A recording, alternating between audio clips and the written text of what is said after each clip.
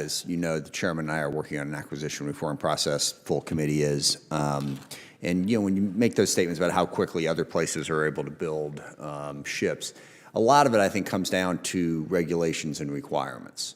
The requirements process is an endless rotating nightmare that is completely disconnected in many instances from a usable product. And I think we agree with that. I've often made the joke that if I could, I would snap my fingers and eliminate half of all regulations, and I don't care which half.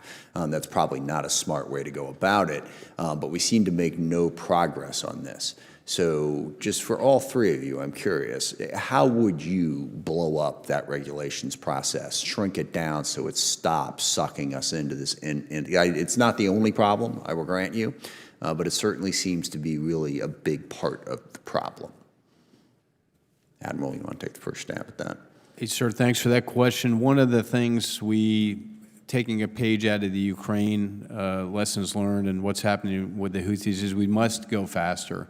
So I think abandoning the idea that we have to have an approved program of record before we proceed is something we have to consider for capabilities like unmanned to get them out faster. So we were working on a legislative that came out for a Rapid Capabilities Office in NAVAIR, and I asked for that to include the entire Navy. We are going to talk to the Secretary about that, but to me, that thing within the Navy could allow us to deliver capability faster. I acknowledge the tenets of the SPEED Act and the desire to remove holdups there, and I think that that's good. My sense is we're going to need some rigidity to make our traditional platforms, some consistency that allows you to fund and develop things and have confidence in the program, and at the same time, some flexibility to develop unmanned things that we're not wedded to. So we are doing that with PAC Fleet and supporting them, trying to get them a capability by 1 January 2027 for a missionary we call non-traditional sea denial, which is largely unmanned. I think that is a good foreshadow of where we need to go. Thanks. General Smith, I don't know, or Secretary Phelan, who you want to go first? Thanks, sir. Sir, I'd echo my shipmate, Admiral Kilby. For an example, drone technology. We can additive manufacture and 3D print drones right now. We're doing it at Quantico. Yep. What we need is the authority to operate them, the authority to train with them. And so being able to do additive manufacturing and 3D printing without relying on a specific vendor to produce something for us is really key. Because I don't want to have to pay a vendor for something that I can do myself. Yeah, we would love to empower you on that step as part of our reform effort. Mr. Secretary?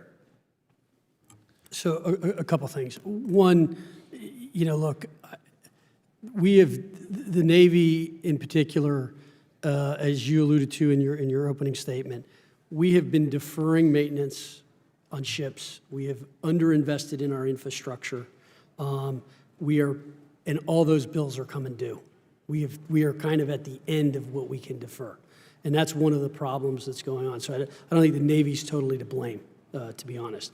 The problem also is requirements happen both from the Navy and from this body to some extent. Yeah. And people... We are part of the problem. I readily acknowledge that, and something we need to fix. Yeah, and we need to really try to get that resolved. I think the other thing, just in the Navy's defense, a lot of these things are brand new.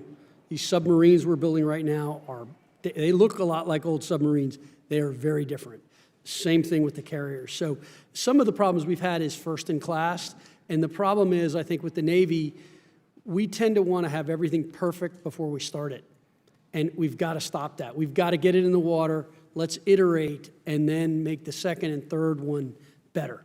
The other thing is we tend to create multiple classes of things. So take the V-22, I think there's almost 438 of them. We have 70 different varieties of V-22. Okay. Now, I'm still waiting for the comprehensive report on that to understand it. But to your point, we've got to get the requirements down. We've got to make this simpler. There's one thing when you're building, and it's a business I know very well. It's called schedule. If you don't stay to the schedule, you are going to be over budget and you are going to get killed. Well, the phrase, the perfect, the enemy of the good, is just just so emblematic of everything we do on so many different projects and pieces that lead us to that incredibly high cost, and then forget perfect. We don't have anything. It takes forever, and it just spends all of the money. So I applaud those efforts. Look forward to working with you. I yield back.